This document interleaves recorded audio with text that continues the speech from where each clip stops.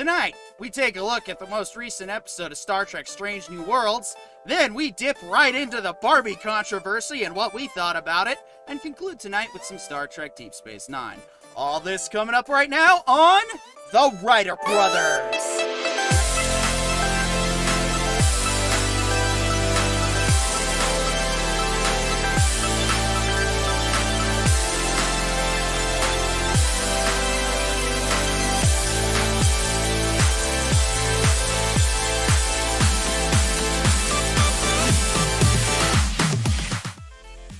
And welcome back to the Writer Brothers Tuesday Night Live show, the best place to be, next to 50 feet of crap, but we're working our way up. I am your host, Petey York. I am, of course, joined by the ever so faceless yet lovely H. Marie. H. Marie, wave. Wave. Okay. Doesn't want to wave. The ever so lovely Mr. Corio, Witch in Residence. Hello, hello. And even lovelier, Mr. Skoglioten. And sorry, forgot to clean up before we started. All right, we are going to talk about... We have got a lot to get into tonight.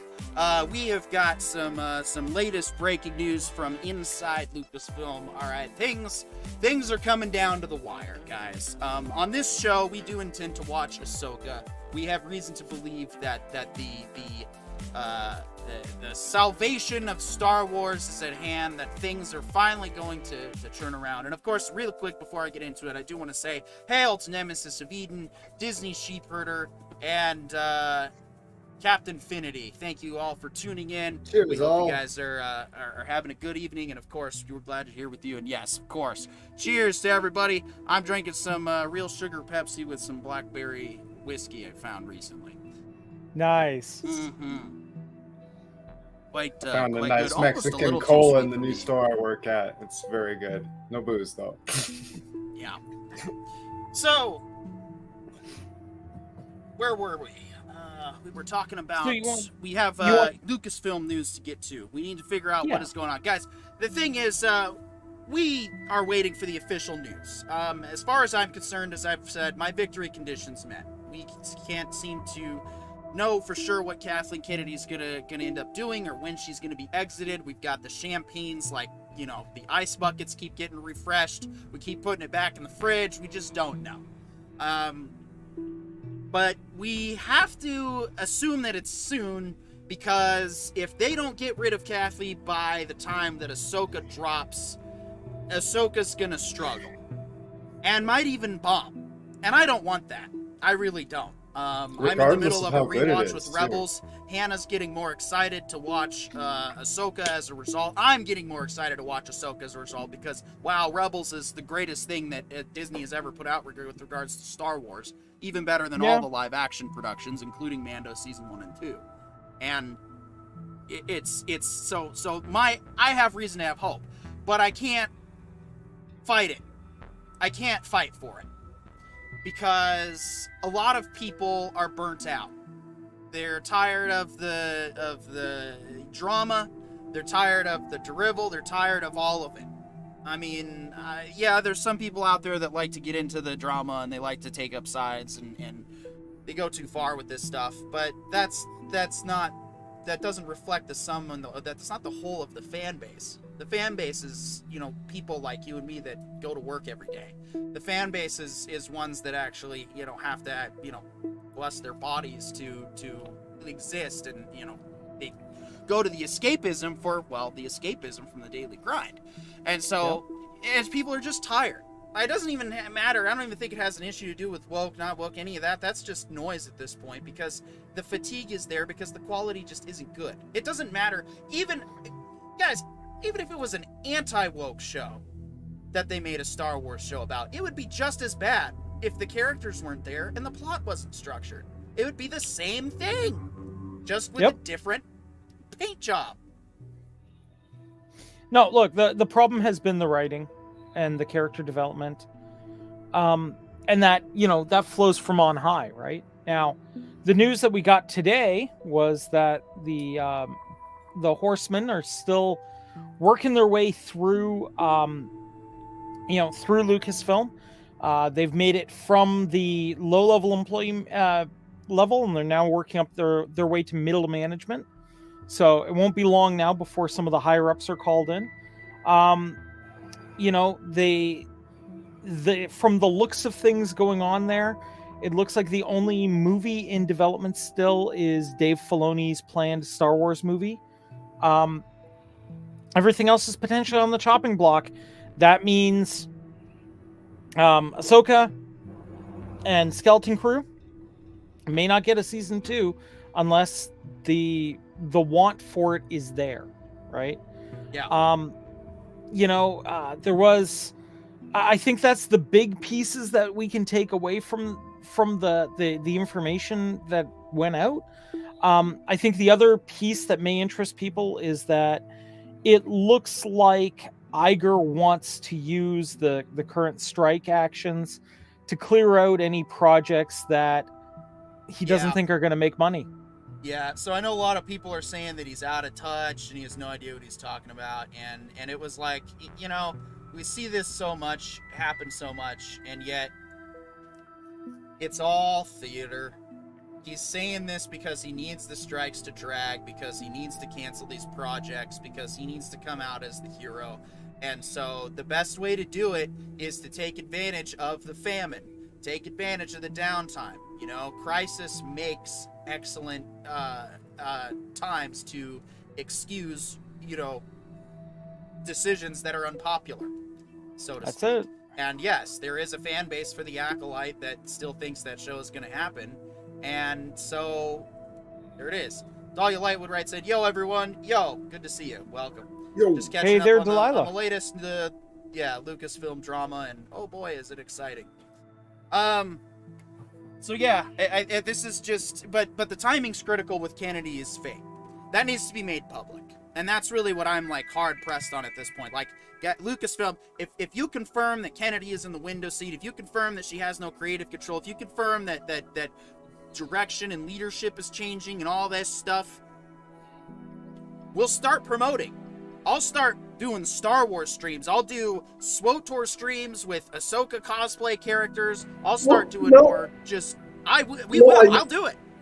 But here's the thing, though. It's that's based on Iger is actually out of touch. I think we do forget that everything that he has bought has gotten objectively worse since Disney bought it, since his rise to fame, right? Yeah, he definitely put people beneath him that were bad at putting the wrong people in positions because with Kennedy it was just an ego trip with Lucasfilm. She didn't care about the success or failure. It was all just about her But it's not just Lucasfilm. Even Pixar's downgraded. ABC isn't producing its greatest hits. Okay, but so my thing is I'm not necessarily saying Iger's got to go, but he's not been a good judge of quality. So how many good things are going to get cut? Like you said, season 2 of Ahsoka, Mandalorian season 4 without Kennedy at all, Book of Boba Fett 2 without Kennedy at all. Is he just going to cut those because they didn't make money? Because if those are his objective metrics, he's better understand why they didn't make money. yeah, and I mean, I really feel we need somebody that actually has long-term planning for this stuff. Somebody that takes it legitimately seriously and not for the sake of hitting market points, but instead creating market events by just being good every time on time. okay, so I hear what you guys are saying. Let me offer a little bit of counter argument to this. The reason why I think Pixar really took a nosedive is because it required the unique vision that John Lasseter brought to the table. With John Lasseter being removed because of, for lack of a better term, office politics combined with the politics of the day, I mean, we can see he's still doing amazing work. He's just doing it over at Skydance now, right? And Skydance has produced some real bangers in animation. So he lost him not because Iger wanted him out, but because HR wouldn't let him keep him, right? There's a lot of argument out there to be said that Kathleen Kennedy was originally George Lucas's choice to run the studio in his place, and he put protections in play to make sure that she could not be removed. Yeah, that makes sense, because that was my understanding from the beginning, that like Right. she That was his explains pretty- a piece of this puzzle that I have been confused about since Farce Awakens was going to be released. And just sorry to interrupt, but to quickly go back in time and reveal what piece that is, was when he said that he wanted to do his trilogy. And I never understood why there was emphasis put on him being disappointed about this, because in my mind, I was like, you just sold Star Wars for the thing you complained about because you couldn't seem to like handle the fans or whatever. I don't know. I need to talk to the guy, and I probably held bad judgment against him, and that's the conversation for another time. But the point is, from where I was at that time, I was like, $4 billion you sold. Now, of course, I've come to the realization it probably wasn't worth it. And then even more sinister was that he probably didn't even want to talk and do it. It was all just Bob Iger strong-arming against him and whatnot. Iger's by no means a saint. I'm saying that he's playing the game, and he's obviously saying what he needs to say. It's the same reason when people would get all upset, like, you know, But, like, people always talk about, like, that's how he like, pisses you people off talk and gets you distracted.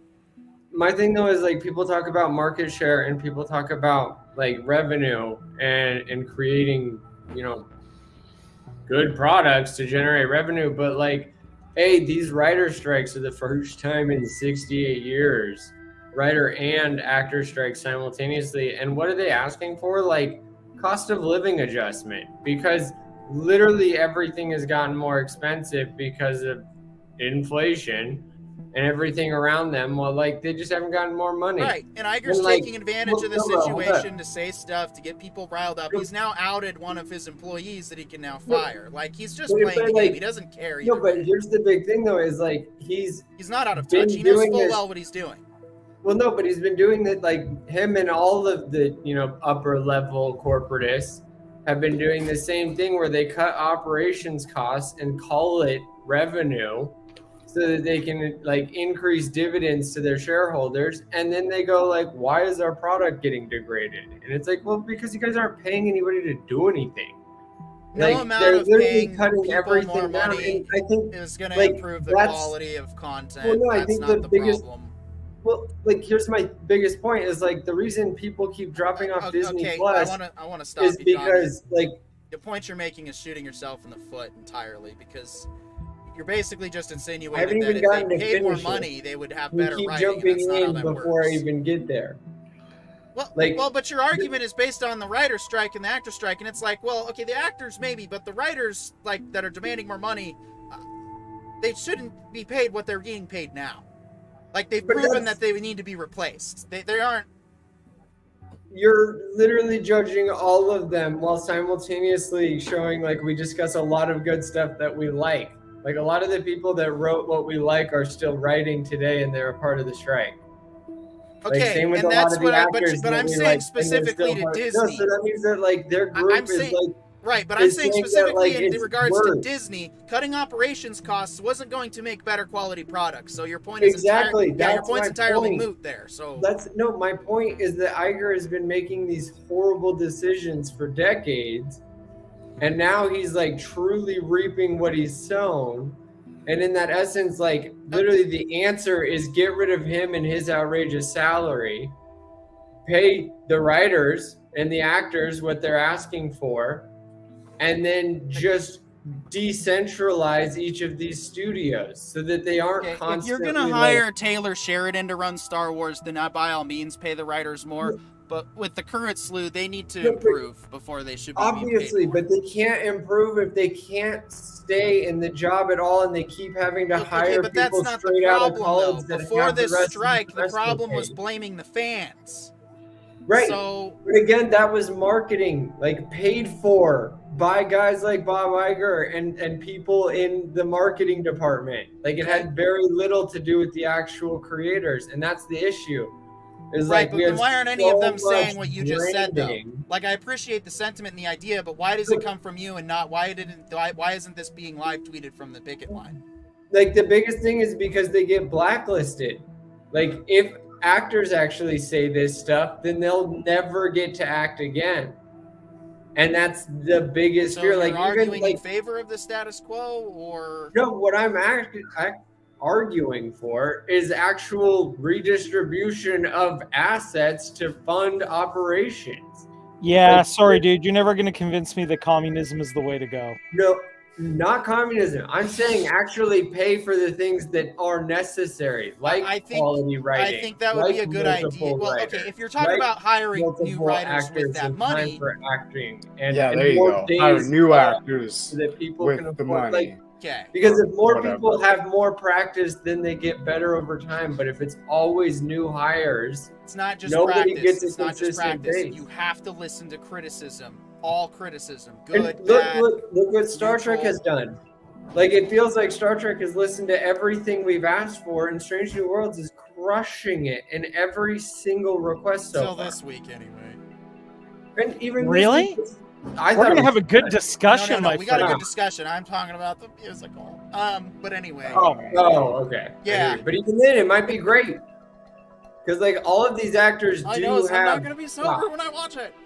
Anyway, Orville Nation says, "Hey gang, hail Orville Nation. Yes, we're having an argument, and Dude. John's trying to get a point across about Iger, and it's like the strategy in this instance. The problem is it's going to make him look like the hero because yes, they need to cut these floated projects. No, my call is to the actual shareholders. Like supposedly everything that's been done was to benefit the shareholders and appease market share. And this is what you're paying for. Like this is what you're investing in. Get the guy that is wasting your money out and have somebody that's more educated, more actually efficient, and not somebody who's just stealing from operations to pay shareholders and calling it revenue. Well, we don't Like, know that that's what he's literally doing. running a though, either. Ponzi scheme because his Yeah. product is degraded, and that's objective. Well, that's Yep. just an Oh, okay, assumption of what okay. he's doing. We don't know that that's That- what he's actually doing. That all being said, Disney investors, with that in mind, I would just like to put it out there that I am available to run the company, and I will do it at a significant discount. I would also like to put out there that the Ryder brothers as an entirety are open to one shared salary, and the 3, 4, 5, whoever's on this panel at the time you hire us, will run the company together. Yeah. We'll all be CEO. Nothing well, will get done. no, I'll just, if you guys want to take the C-suite stuff, I'll just like run Pixar and do it happily. I'm good with that. I'll I've take got Star the Wars. calendar. Huh? I've got the calendar. There you go. All right, so we've already got a C-suite all picked out for you guys. Exactly. There you go. Yeah. No. You give us Disney shareholders, I promise. Actually, I don't even want Disney. I just want Lucasfilm. You give me Lucasfilm, and I'll have a profit turned in 2 years easily. Decentralized leadership. I will have it running like a smooth sailing Yeah, ship. you know, I had an interesting thought about that. A sailing ship, an old wooden sailing ship, or actually even a sailboat in general, is an excellent analogy for leadership. Wait a minute. You want it to run like an old style sailing ship? So No. like a whole bunch of buggery in the lash? Is that what you're saying? Is Of course. going to involve Oh Disney? no, dude! The way I would have Since it you running, brought it up. would be hydrogen powered by the end of the year. That sounds I'd have the good. most creative with the most ingenuitive. We'd solve a lot of problems. I forgot where my whip is at. Oh well. That's where most of my I wouldn't have a marketing budget. I have a research budget, and it would be about at the very least creating the visuals of all of these giant science theories, making accurate visuals so that we can create a more accurate space and a more accurate everything. Sarge in the chat. Sarge1445 says press X to doubt. Hail, Sarge. Good to see you. After this, I will actually be joining them over on twitch.tv/supergamecraft. They are our sister network. They primarily focus on games, whereas we pretty much are a variety show.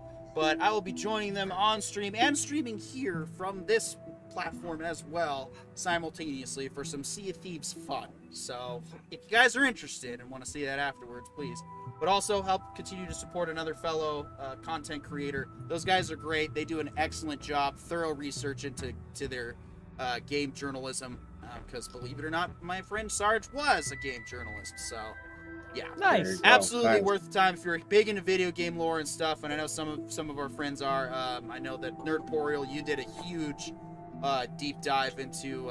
If you're watching, I know Nerdporial did a huge dive into the Metroid games recently, and that was really. I had fascinating stuff. Oh, I'm gonna check that We're out. the 'cause future. Independent Yeah. content is the Cool. future, and that's how the new market's gonna have to function with us because we're not going anywhere. We aren't Yeah. bought or paid for by corporations. We are independently supported by our blood, sweat, and tears that each of us contribute to this show every And week. Sarge, I just want to put it out there. Get in touch with me because I would love to do a thing with you with the XCOM series of games. So reach out. Dude, yeah, no, he is totally down. Like they love fighting games, so. No. The XCOM series, the tactical shooter style. Oh, maybe, yeah.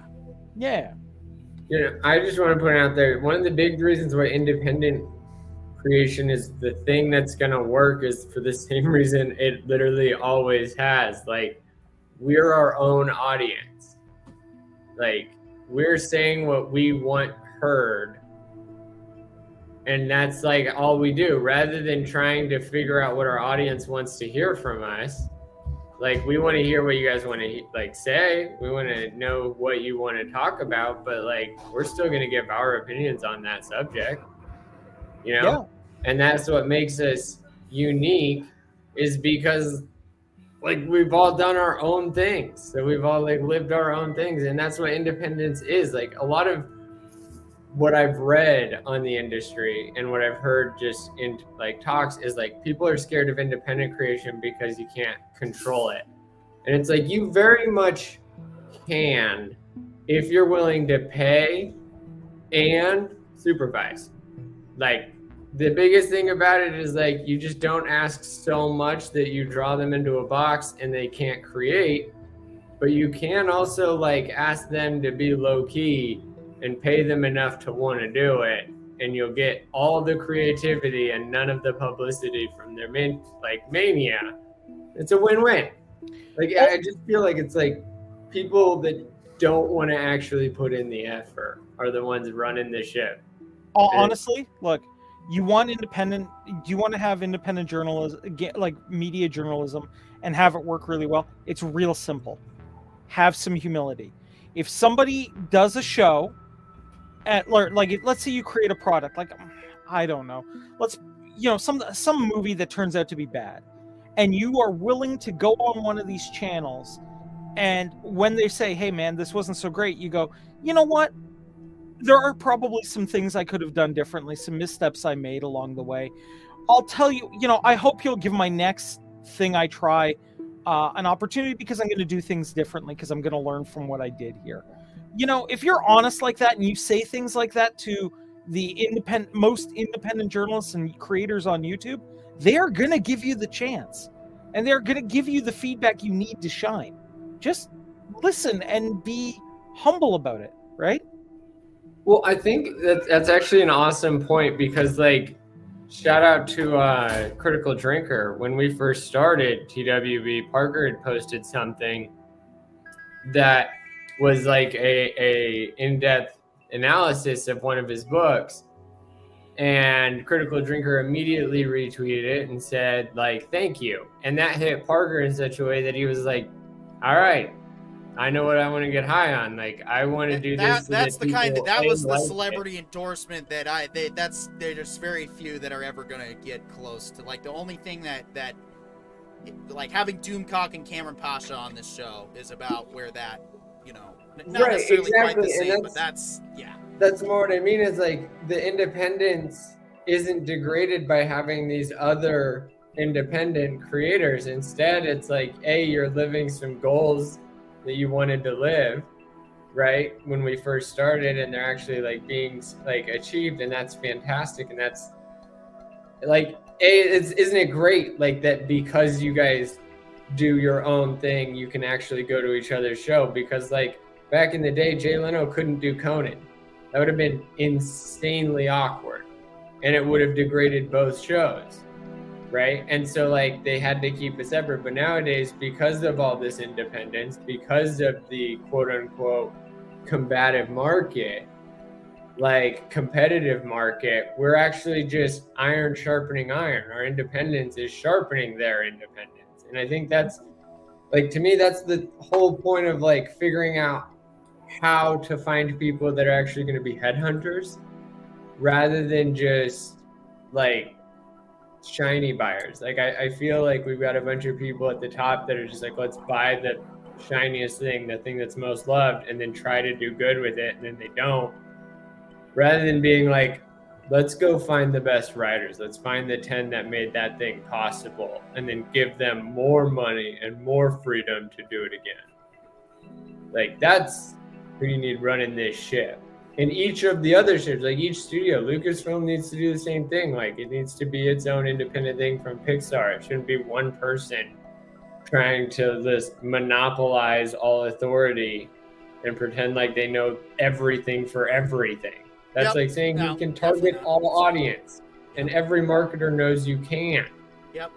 And as previously mentioned, turning now, of course, to a show that is at least trying to listen to the audience. Of course, still not everybody is pleased. That's fine. I'm just looking at the end result at this point, and that is that people are making excuses for Strange New Worlds by going back and watching Star Trek: The Original Series. Okay. You don't have to like it. You don't have to watch it. That's awesome. It's making I'm Star sorry Trek you watched great again. more Star Trek to fight watching Star Trek to then talk about Star Trek. Like, the worst case scenario is you get an excuse to complain about Star Trek and talk about the Trek you love. Like, it's not that bad. To me, that is literally the same as like old men like being grumpy about different guns that they bought that they hated. Like, they tell their war stories and they're like, who had it worst stories. But like, it's still about the subject we all care about, which is Star Trek, which is awesome. So like, yeah, you might not like the exact delivery, but you stuck around, you're still watching, and you're going back and watching. I can't help myself. For me, this episode overall, you know what, I'm gonna give it a 5 out of 7. It's good, it's worth watching, but I don't think it's one I'm gonna care to like. I don't like the ambiguity at the end. I like it to be like, no, the Starfleet did our Starfleet guys did the moral thing, and that's like. I think they did, and we'll definitely get into it. But Scogli, here's my argument for you. Okay. Either way this went down, one could argue that the moral thing was done. I agree. I believe I've heard that argument too. Yeah, so, and we'll get into that with the spoiler section. But for me, right now, I'm starting with a 5 out of 7. We'll see how the discussion goes. Maybe someone will change my mind. It's rare, but it does happen. H. Marie, why don't you go right ahead and chime in with your thoughts on your quick non-spoiler thoughts. I thought this episode was actually pretty well done considering the material that they did have to work with. There were some very interesting shots that kind of confused my brain a little bit, so when we hit the spoilers, I might need to have someone kind of explain that out for me a little bit. But I did like the way that they did resolve the one storyline, though. But I'm going to wait until the spoilers. All right. And John, what about you? For me, I thought I actually liked this episode. I listened more than I watched. And I honestly, I really enjoyed the borderline, Pearl Harbor, Klingon style fight going on. And, it was a focus from the Doctor's perspective. Because, I feel like no matter what part of war you watch, especially nowadays when writers are being more honest, they're not pretending like one side was all Captain America and honorable people. Instead, they're like, nah, both sides had warriors that did some grotesque things so that we could all sleep. Yeah. Right? And I think that, when they did it from the Doctor's perspective and the nurse's perspective, it was so much more the one group of people committed to their morals of saving lives for saving life's sake. And then for Dr. Mbenga to then also be like, no, sometimes war breaks the most moral. Like, it's war. Oh, And I I think mean, that was just a wonderful display overall. So for me, it was a pretty close 7 out of 7 again. Like, I'm really loving this season.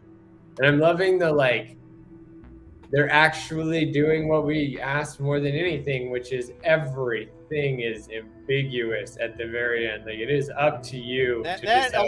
a lot of fans seem to forget that is what part of what made Star Trek: The Next Generation and TOS even, and the Well, best that's what episodes made of DS9 and Enterprise and even Voyager Orville has a couple season of bangers. 3.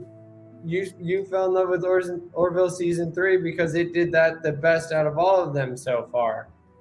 But even then, like, it was episode, was it 2, when we first get introduced to the Mocklin Society, and But like it's more, but it's more like we're left at the end. Did they make the right choice? And you're offered to think about it. It's not like, did the doctor lie to the captain? Yeah. Yes or no? Well, All right, so I think the biggest thing on that, yeah, I mean, all yeah, right, who's left to give their non-spoiler overview real quick? of their I've still initial got rating? some spots. I've still got some pieces in here. What a staggering tonal shift. But that's a good thing. Look, we got 2 happy, relatively silly episodes in a row. We needed a dark, hard, heavy episode to break it up. Yeah, And I 'cause there am was a musical coming up so happy we got it here. Look, if you've ever spent any time around hard chargers, you will see somebody in this. And this episode really, really reminds me of, there was a, for you youngins, there was a time where just after the fall of the Soviet Union and Russia was actually working with the rest of the world to build a brighter future, and they were doing joint military operations with like the Americans and the Canadians and actually working together for world peace for a change. And this episode had a lot of that same resounding sound. It felt familiar from hearing about those times where these guys were like, yeah, I'm under orders to work with this guy. I don't like it. And I don't want to be around this guy because I know what kind of a monster they can be. And that felt exactly like a lot of the core elements of this episode, and I loved it for it. And I can't wait to get into the spoiler discussion. Well, then fine. We'll just go to, and let's go. Do you have anything else? No, I'm ready to rock. Let's do everything Coriolan wants to do. Boy, this was great. I love it. All right. Spoiler alert has been set. So if you don't want Strange New World spoiled, anyway. Yeah. Okay. So let's deal with the elephant in the room first. Did M'Benga kill this dude? And here's the more important question. Do we need to know? Would it change your opinion of him if he did kill him? I think he did. I thought it was obvious that he did. Yeah, they said it was the knife that had killed all the other war chiefs. Yeah. And who had that knife I don't except care. I mean, for the thing is, like I think it was. who he said he was. I'm totally. He went there like a Klingon vendetta to finish the job. And what I think happened is he went there to finish the vendetta like a Klingon warrior would do, kind of thing, and knowing that when he seen the knife, buddy, he provoked him to attack him and he killed him. That's what I think happened. Okay. Well, I don't know. I think it was explained in the episode. Like, if you're just listening. The Klingon says it straight up, like, I have been so ashamed of my cowardice. Like, M'Benga keeps asking him why he's there, and he's like, I'm trying to help you. And, like, what we assume is, like, this good-natured, because he keeps saying that's what he means, but I think he still meant Klingon good-natured. He's like, I'm trying to help you. I'm going to take your life so you don't have to deal with this anymore, so I can keep the title. Like, he's been constantly afraid of M'Benga claiming ownership, right? Because M'Benga has the dagger. And I think that, like, it was well worded. And I think one of the biggest things, to your point, Corian, about this episode being necessary, like, Omega has been training with everyone in hand to hand, and he's a doctor. And, like, there's no way Bones would have done that. And there's no way any of the other doctors would have done that. So for Mbenga to be that guy, this was his like major character development episode where it's like, no, this guy is 100% a Navy medic. So Like, he will grab the gun and take lives if he's the last one there. which I want my medics to be able to do. Like, I appreciate what the Hippocratic Oath says is do no harm, but you also have to consider harm in multiple dimensions, not just in the moment. You need to consider, No, okay, if you leave it this... is- It's always breaking your moral. Like, if you're gonna make that oath, take that oath. But like this, I think that's what this big episode was, is like, he's never gonna forgive himself. So, And at the same time, he's also going to enjoy spending the rest of his life compensating for his inability to not forgive himself. So I need to set up a little bit of context on this. So, the universe has a weird way of aligning shit and just having things like timed in such a way. It's almost like it's either pre-planned. I don't know. Either way, the point is, right now, I just so happen to be engaged in a debate on this subject. And the reason why I think it was morally correct in the end is because, one, Mbenga was just simply standing his ground. He wanted to be left alone. But this guy wanted to con the galaxy. He wanted to lie to everyone because for the sake of peace. Okay. I don't care what your ideology is. Lying is the most destructive force in all of existence. There has never been a point in human history where lying was a good thing and has proven to be the greater good for all of humanity, because eventually we find out the truth, and when we find out the truth and we find out that certain things are built on lies, we no longer have faith in them, because if it was built on falsehoods, such as things like the Federal Reserve, Why is it World the War sandy foundation? Well, guys, So the analogy I'm trying to draw here is that in trying to make peace based off of a lie, based off of a false story, he's already setting the precedent for failure for future generations. And so Mbenga, by deciding to, by taking him out, isn't necessarily, like, he was already saying, leave me alone. I don't want any part of your lies. I don't want anything to do with you. Go away. But then he doesn't. He starts getting physical with him and provoking him, and so Mbenga does what needs to be done. And in the end, he takes out a coward and a liar that was going to try and campaign for peace based on a lie, when what he should have done was come out and said, yeah, I ran away from my council members, and I'm a coward, and I suck at life. But I still believe in peace, and I want to do peace. Or he could have even done what Mbenga did, which was just leave it all behind. Yeah. Like, Mbenga decided to go to medical on an exploratory vessel. And Well, stay okay. there. we can't always leave what we've done in our past behind us. Yeah. And I've got a perfect example of this. Let me see if I can just bring it up. All right. While you're Because- looking for that, Here, no, I've got it. Oh, Okay. I was gonna say Dahlia And- Lightwood and- real quick just said agreed about the lies. Very destructive, even when people lie to themselves. Well, and I'm going to bring up the what you can't leave behind. PD, as people know, one of the things that you used to do was, drug interdiction. And apparently, the dumping of the drugs over the side of the ship has now led to cocaine sharks. So Not even all when of you it try was to there. leave it All behind, right. Since you brought it up, first of all, I busted records. Okay, I could pull up the articles of Coast Guard Cutter Bertolf's busts that I was part of, where I was assigned there in 2015 when we busted a semi-submersible, and I got to haul all that crap through the bowels of the ship to the front, like, because we thought that the best place to store the drugs was where all of the rounds for the 57mm cannon are located. And that's all the way in the front. So we have to get all the crew members at 2 o'clock in the morning to line up to pass freaking Bucket drugs. Brigade. There were so many of them, especially when they fell out. I actually held a brick like this big, pure shit. And I was like, damn it.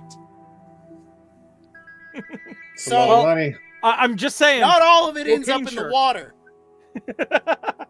Okay, fine. Some of it may wind up in the hands of the CIA to get back to the cartel. Oh, that was the But- best part, and I'm glad I didn't fall for that, but I found out. So we get there, right, and we have it all loaded up on pallets and paraded out to the flight deck, and there's like all these big pallets of drugs, like $250 million worth, right? Like actually more than that. No, it was almost $1 billion actually.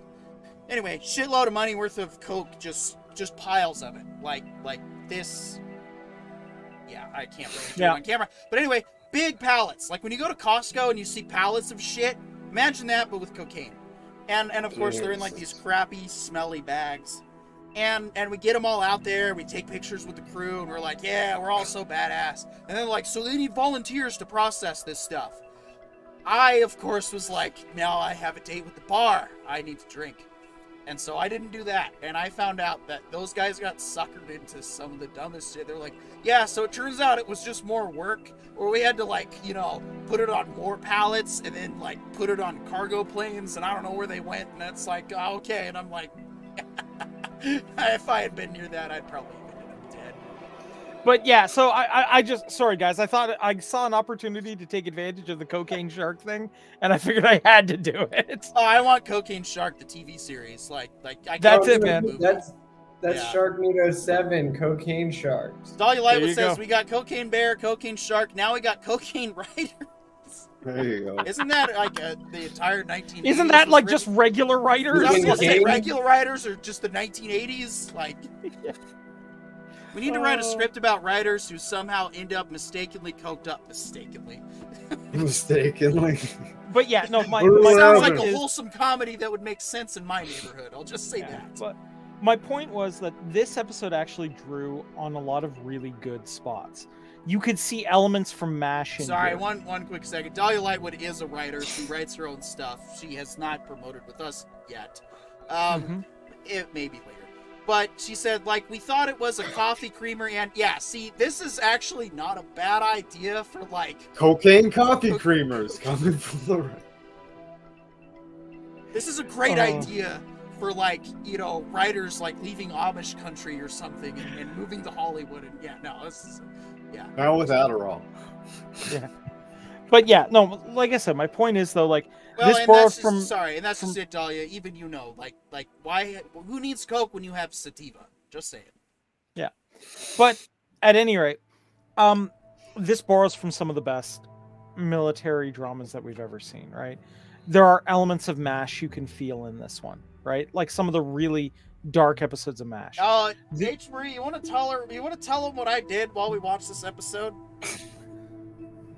So when everyone was coming in through the transporters in that first big rush, he paused it, went and found the MASH theme song, muted Paramount Plus, and played the MASH theme song while they all running to the transporters and triaging everybody. Yeah, no, It probably synced up pretty well too, I would imagine. That was my first thought. I was like, oh, in this week's episode of Strange Unoriginal Ideas, we borrowed from Matt. No, I'm just kidding. But Actually, yeah, no, I look, personally, since I'm glad you brought that up, because while I was watching this episode, I actually because I thought that, I felt that might have been the intent to make a respectful nod to a previously an amazing show and a classic. So I would also argue that this episode has a lot of nods to Undiscovered Country as well. oh, I would definitely. even say Hacksaw Ridge. Yeah. A lot of it, I think this was, like you just said, Corian, it was drawing from everything else and putting it in the Star Trek universe. Yeah. And honestly, for once, the Klingons actually look like an enemy. Not like an evil, not like a dark force, but like a legitimate alien. They think their force. righteous cause is just as righteous. Yeah, absolutely. No, not even that. Literally, to me, I think that's that's what they always say. To me, I liked this in the sense that it was nah, this is warrior against warrior, fighter against fighter. And that the real grotesque D-Day stuff, not the cause versus cause. Because like that's the motivation, and that's all well and good no matter how well you write it, though. Like when you show the two opposing forces look like they're both opponents fighting for each other. Exactly. And that's why Avengers Endgame doesn't work for me, because it's oh great, all the heroes come back and it was a really cool scene, don't get me wrong, but they're fighting the Thanos and this who are those guys again? I don't know or care. So it's like it's just another disposable army against a disposable army that you care about versus one you don't even know or give a shit, and then it's the whole thing with Thanos being from a different timeline that just muddies the water. But the point is, when you give a damn about to have killing, it's when you humanize them. Like this episode reminded me a lot of Band of Brothers, like the entire series, which you have not watched. Right? You gotta watch Band of Brothers, because there's a very poignant scene that's especially relevant today when the German officer surrenders and addresses his men. And as they're translating, they're realizing that they're basically saying, like, you were heroic and honorable, and we fought bravely for our homeland. And that's when you start to realize that a majority of the Nazis weren't actually Nazis. They just thought that we're 18-year-old something. They were just kids. They just were believing in a cause that they thought was right and good and true, and that's what this episode does a great job of showing is that even though the Klingon ends up being the bad guy, you still empathize with the Klingon side of things, because it's like you said, Parker, it's like when it's all built on lies, because everything that the Klingons stood for afterwards was just peace, Klingon human, Klingon Federation, actually joining together, being a unified force. That's good. That's what they want. But because it was all lies, and because honestly, to me, it just felt like he was literally only there to kill Mbenga. Like he was trying to silence the only person that could say otherwise. And he didn't. He failed. Like that's where, to me, like I get that, we asked the question, was this morally just? And it's like, to me, it was justified homicide. Because Mbenga didn't swing first. And that's he even told him to piss off. At the most base. Yeah, exactly. But like that's the rule at the most baseline. He didn't hit first. And because he didn't hit first, like whatever happens because emotions are flared. If you pick a fight with somebody who has said multiple times he hates you, or doesn't even want, well, it's not even that. If someone has made clear that they don't like you, and that they have warned you to go away, it is best advised that you go away. Because if I'm in a situation and I observe this, one, I'm taking their side and not just the police report, but in beating your dumb ass. And which is why I think everybody said the most my argument responses to maintain plausible deniability. Like that's where I say that it's like the question isn't really morality. Did Mbenga kill somebody? Yes. Did he break his Hippocratic oath? Yes. Was it justified? Yes. Yeah. Well, here's my argument. I don't think it's a break of the oath. How much more harm would have been caused? No harm. So how much more harm would have been caused if you let the lie go on? But the oath is not mitigate harm. It's about not mitigate harm. It's do none. Period. Exactly. And it's about the individual oath. Like, I swear to never harm. See, that's the part of the Hippocratic oath that I disagree with, because then it makes it meaningless. No, it's not meaningless. Oh, no, it is. Similar to monks that take the vow of silence. Like, for whatever reason they did it, they never talk the rest of their life. That is impressive, right?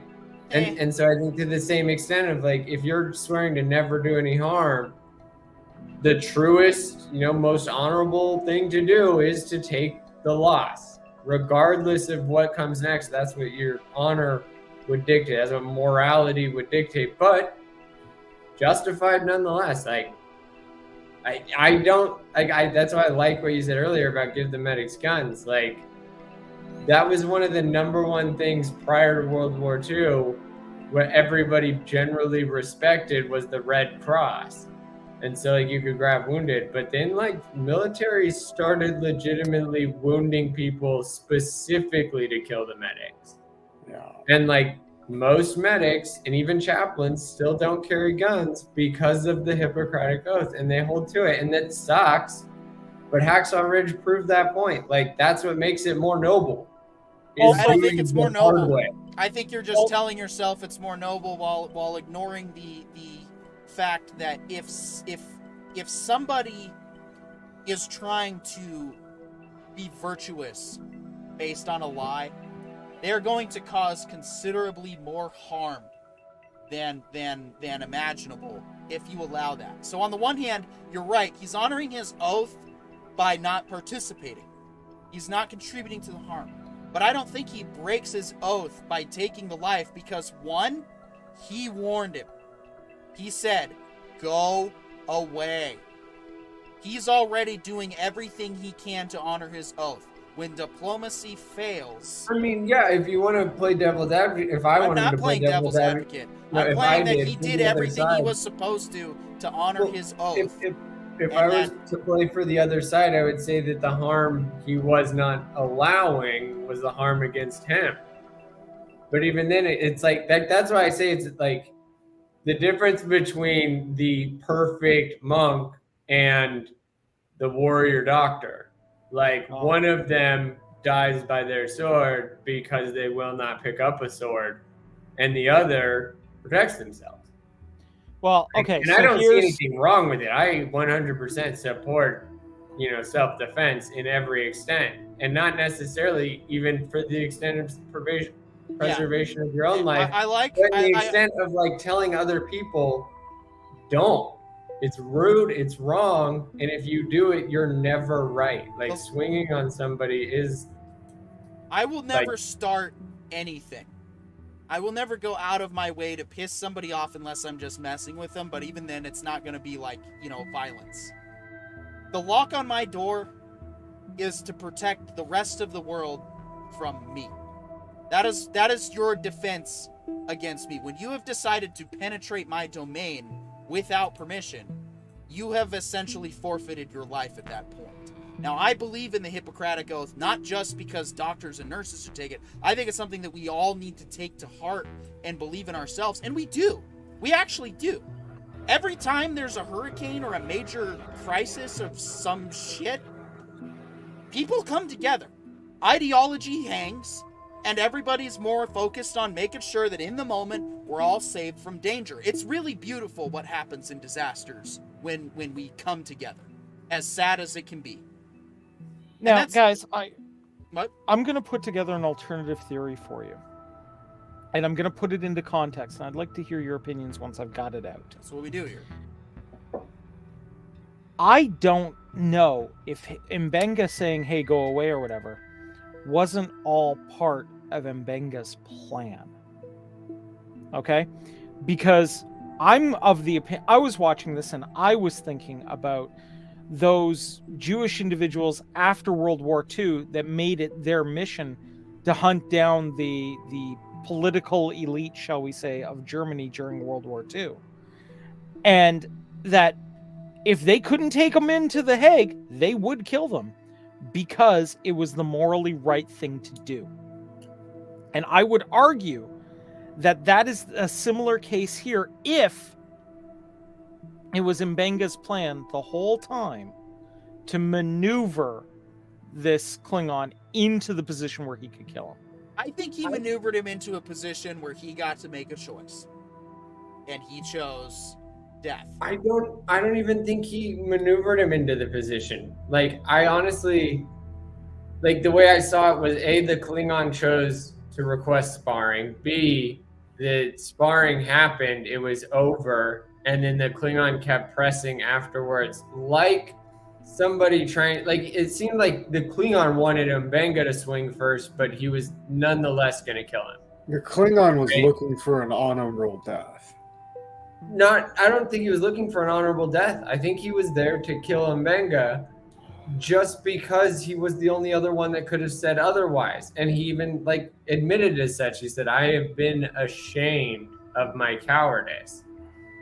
And, like, Mbenga's like, your shame does not justify. Real quick, we're going to catch up on fan mail. Dahlia Lightwood writes in, Star Trek always dealt with lots of moral and ethical themes, and also themes about prejudice. Even TOS dealt with matters of right and wrong, and a lot of sometimes dealt with ethical questions. Even silly episodes like Trouble with Tribbles had moral message to it. The Tribbles died, but in doing so, they showed that the grain was poisoned, which if they hadn't been there, nobody would have known. Yeah, look, Dahlia, you're absolutely right. This is look, they took what I would argue would be a classic Star Trek moral dilemma and built it for this new cast in the new environment that they could. And I think that was a fantastic job of doing that. I think having members of the crew not be okay with what went on, and then have other members of the crew not understand why this is a big deal, was a fantastic way to do it. And I think it was absolutely the right call. And not to mention the fact that, like, Umbenga isn't just being nice and taking care of, like, his city or anything like that. No, he is a full-on, like, saving lives by any and every means necessary doctor in Starfleet. He's got the discipline and the accreditation since this war. And, like, to me, I feel like this is really the first time where you get to see the effects of war, the Klingon War, on Starfleet members. Like, I get why it didn't exist, and it's mostly because, like, people didn't acknowledge that PTSD affects everybody that goes through that. They all just experience it and deal with it differently. Some people have different responses that they can manage, whereas others don't. And I feel like this show has done a fantastic job of illuminating those for each individual. Like, we saw the pilot had to deal with, like, all I know about myself is I pilot the ship because the god in the sky told me so. And it turns out it's the computer just telling her posting. And that was enough to get her to save the ship. Whereas in this case, Umbenga is like, no, I've been a warrior monk for a minute. I have been saving my anger. I have been dealing with my rage through training other people, like safety, self-defense, close quarters combat. Like, he's done nothing to provoke anyone. And then this Klingon shows up because he's gotten more respect, because he's gotten more prestige, on a mission of growing that prestige under the fake story that he was, like, a renounced butcher. But in reality, like, his whole mission was to get that title completely cemented. Like, if he had the dagger, if he had the final piece of the proof, like, I don't think that Klingons were with him. I think he was actually on a treasure hunt for the dagger the entire time, because he was going to take that home and then officially be the Klingon who renounced war. But if he didn't have the dagger, I don't think people believed him. Yeah. And I think, like, his biggest thing is he thought that just because Umbenga was now a near perfect doctor, he was never going to do anything about it. And his, like, jock bully brain got in the way. And Umbenga was like, no, I've just been waiting for you, brother. Yeah. All right, so hail Don, good to see you, man. A great supporter of this channel as well as a lot of our other channels and friends that we have out there, and just a very positive voice in the ether, trying to keep a reasonable and very true to form Star Trek diplomacy alive out there. So I appreciate you stopping by and giving our channel some love, and also engaging with people in the chat. Speaking of, Dahlia says the episode with the dudes that had the half black, half white faces, and the whole time, and they're calling the others race names, but they appear to look the same. And in the end, Kirk points out, you're the same race, and they're horrified, like, no, he is white on the right side. And it's like that exactly, it goes exactly what Corione's saying. Like, this is exactly what this kind of episode was. It was another classic Star Trek dilemma, hardship, PTSD. And I think at this point, we've said all we can on it, and I'm glad we had the discussion, because, I think my rating is that this episode is very thought-provoking. It gets a lot of ideas circulating, and we've had a very productive discussion overall. So I am upgrading mine to a solid 7. for Strange Nice. New Worlds, Season 2, Episode 8.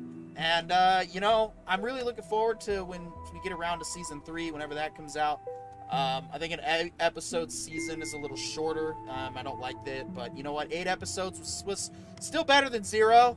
And you know what? It's been great watching Strange New Worlds. Looking forward to Season 3. Wait a minute, don't we have the... No!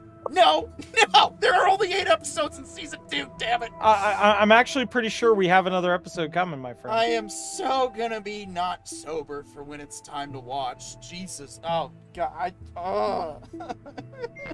You know what?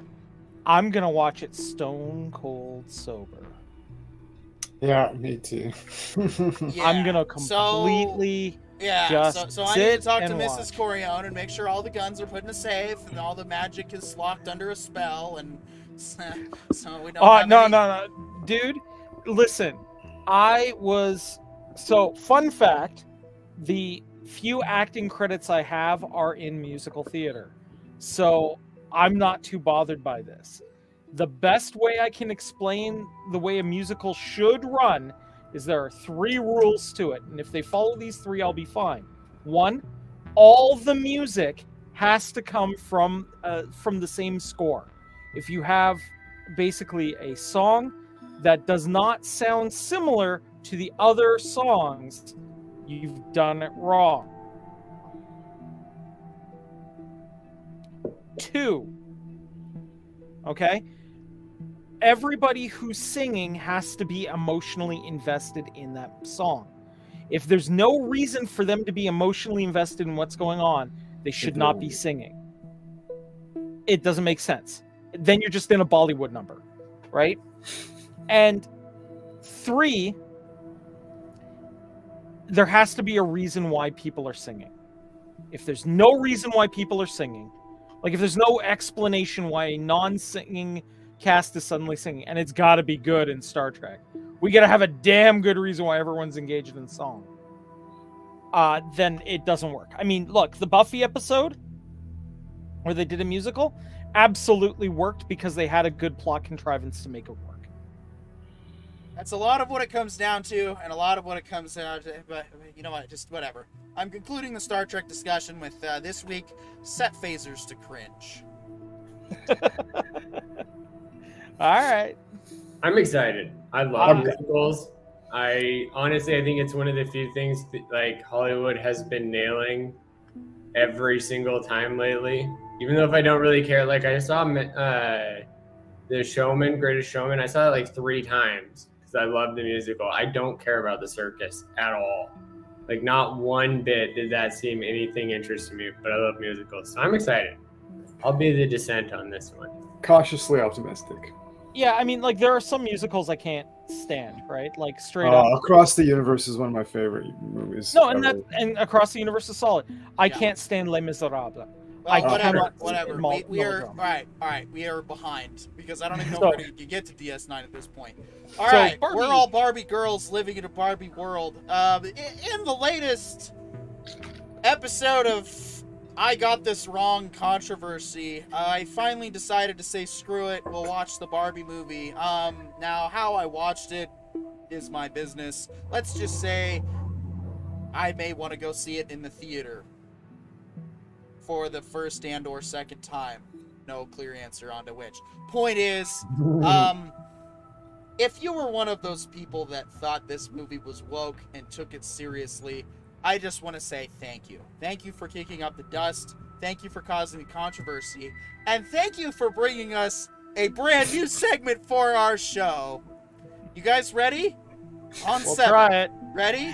1, 7. It's Satire. stupid! Oh That's man, right. it was one of the funniest movies I've seen in a long time. Oh my gosh, there were so many one-liners from this film that I have to say. Yeah. So you know what? We gotta do this quick. So non-spoiler review. It's a solid 7 for me. Go ahead, H. Marie. I'm just gonna wait. What's your rating, Oh, 7. Orion? Yeah, this is a solid 7. This this script is way deeper than most people give it credit for. Word. And I mean, I did almost an hour-long interview with Cameron where we discussed it. Yep. John. You can tell You. right out of the gates. Yeah.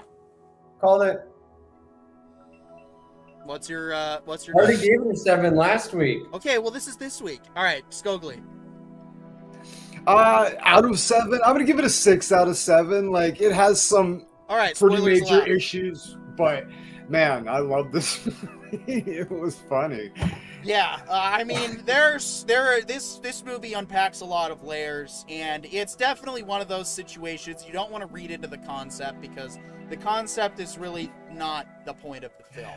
Dude, how accurate was my description? It's literally an SNL commercial.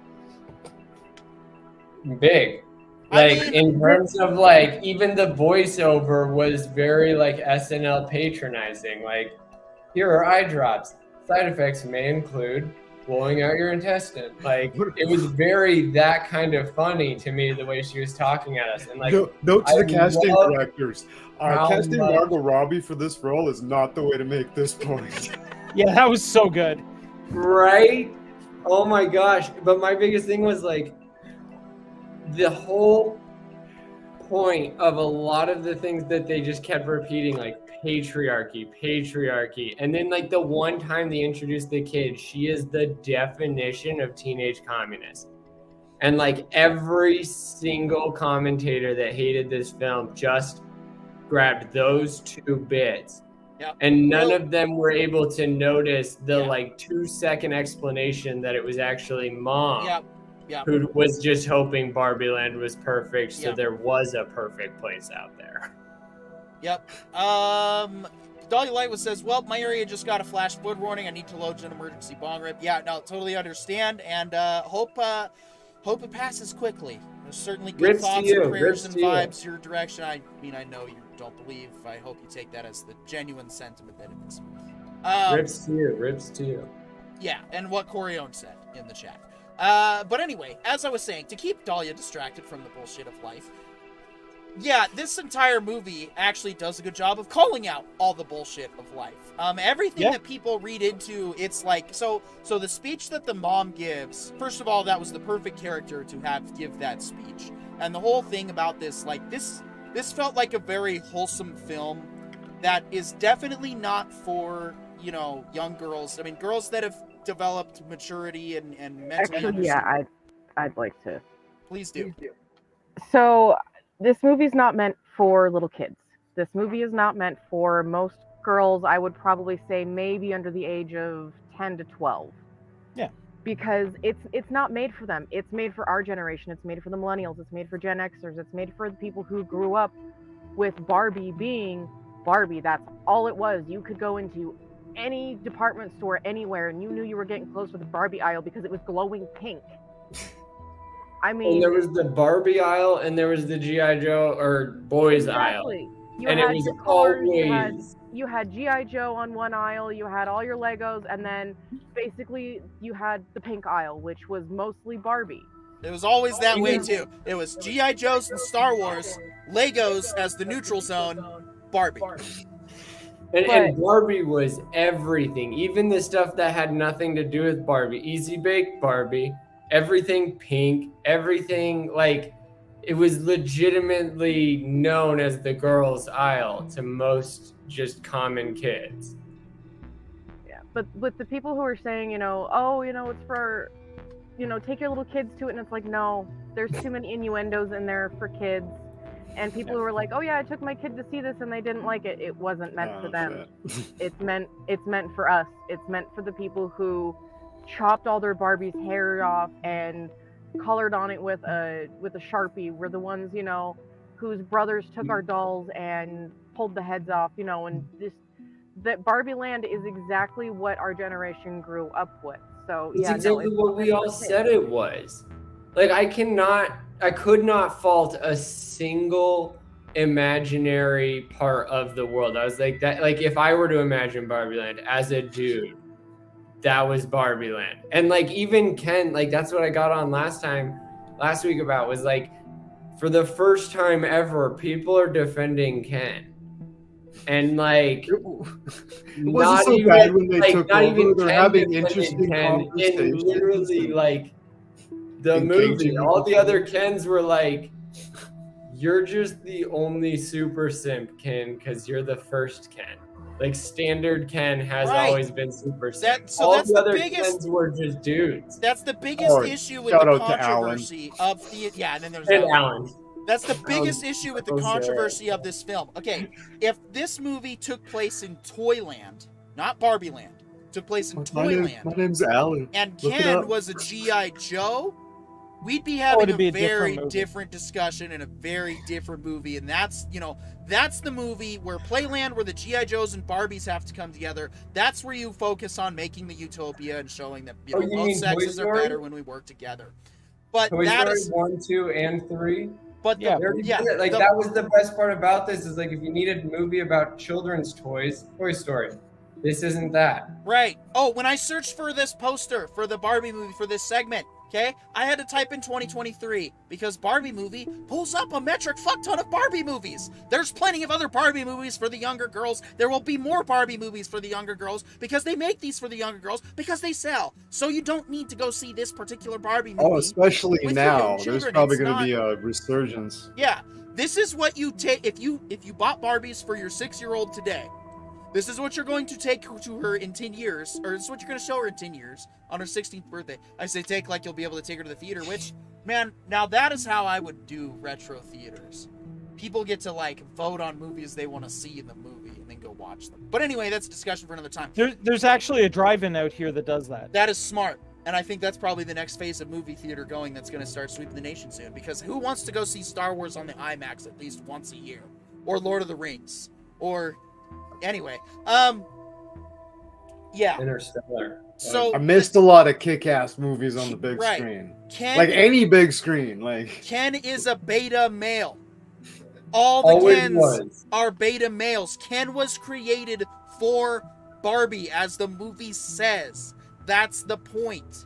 When a beta male gets a taste of what it's like to be an alpha male, it can be confusing because they don't realize that with great power comes great responsibility. Being an alpha male is not about dominating the society and ruling. Being an alpha male is about, well, a lot of things, but one of them, when it comes to power and responsibility, is taking responsibility and leading as a leader, not control and power, but empowering people. That's what alphas do, is they empower their people.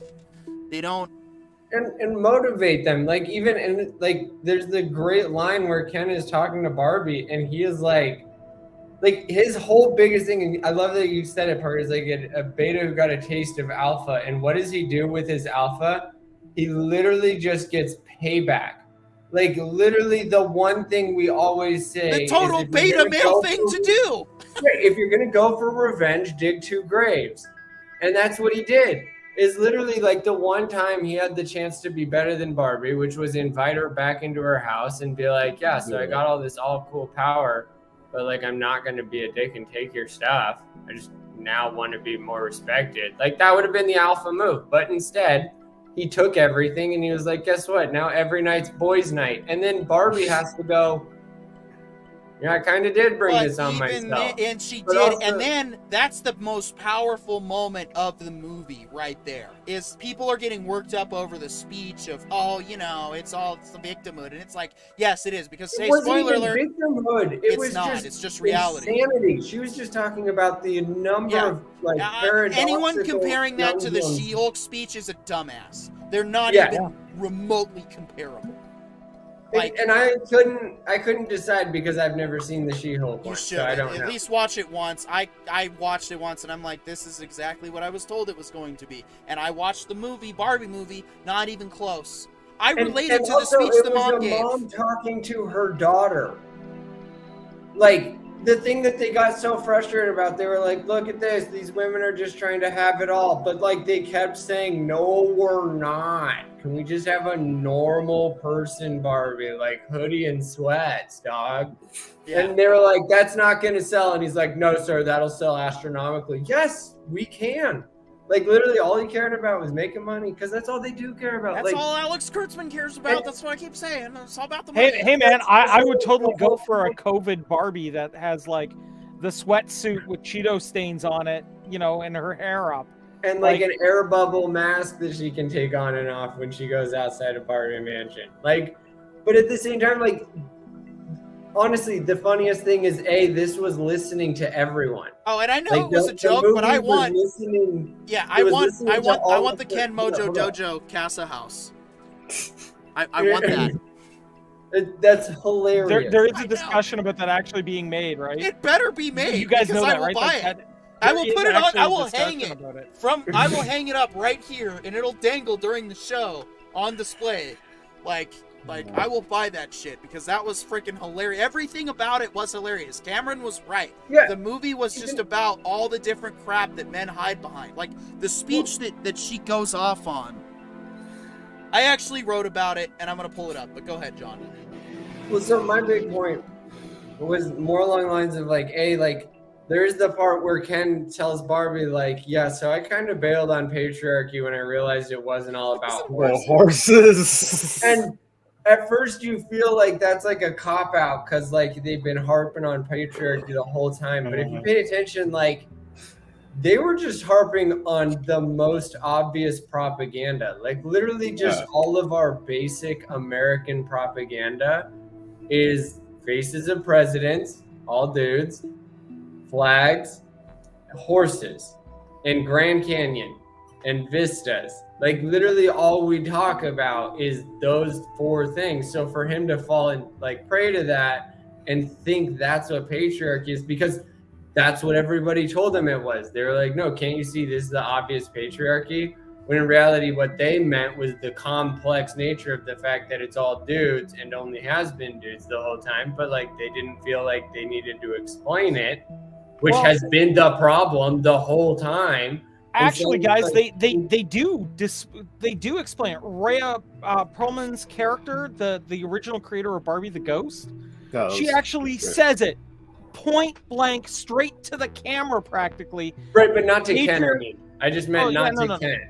And okay, that's fair that enough. was part of the thing that they were shouting at. It was like people keep screaming patriarchy, but nobody's willing to educate the actual description according to the person claiming it's existing, except for, like you said, Corian, there was the scene where she talked about it again. But she made it clear that patriarchy is just a word we use because the actual underlying issues are too complicated for some people. And that is absolutely the point of this movie, is that because, the Barbie world is so screwed up because they weren't willing to tackle the underlying issues.